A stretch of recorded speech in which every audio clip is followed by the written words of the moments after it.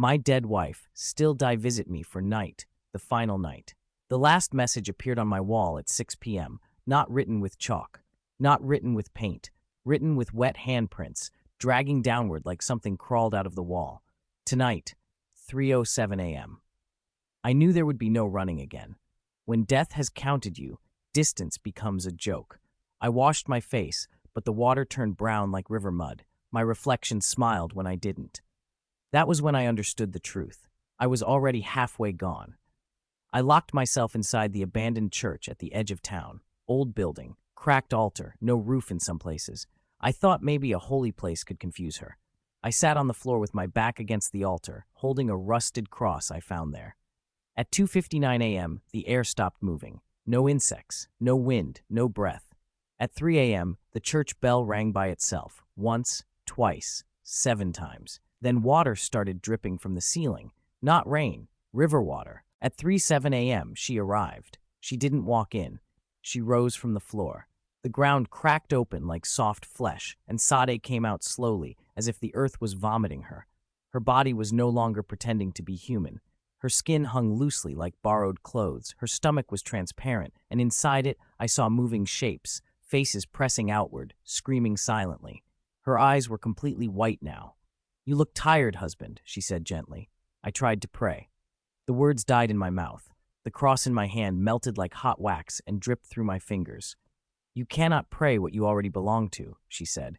The church doors slammed shut, the windows sealed with darkness, the altar cracked and bled from the middle. She stepped closer. With every step, I heard water, rivers, waves, drowning. "Tonight is the last crossing," she said. "After this, you will not wake again." I screamed her name. She stopped. For 1 second. Just one. Her face softened. "I did love you," she whispered. "That was my sin." Then her mouth opened wider than her face should allow, and black water poured out endlessly, flooding the church. The floor disappeared. My feet were no longer touching ground. I was drowning. Hands grabbed me from beneath the water. Dead hands. Familiar hands. Faces I recognized. Neighbors, customers, missing people, all pulling me down. "Join us," they whispered inside my head. Sade floated above me like a queen of the deep. "Say yes," she said. "Say yes, and the pain will stop." I opened my mouth. Water filled my lungs. And in that moment, that final moment, I remembered something the Babalawo said, but I ignored. A river spirit cannot cross fire willingly. With the last strength in my body, I grabbed a fallen candle from the altar and struck it against the stone. It lit. Sade screamed. Not a scream of anger, a scream of fear. The water boiled instantly. The hands released me. The church shook violently. "You would burn yourself too," she cried.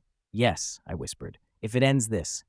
I pushed the candle into my chest. Fire exploded. Pain tore me open. Sade shrieked as flames wrapped around her true form.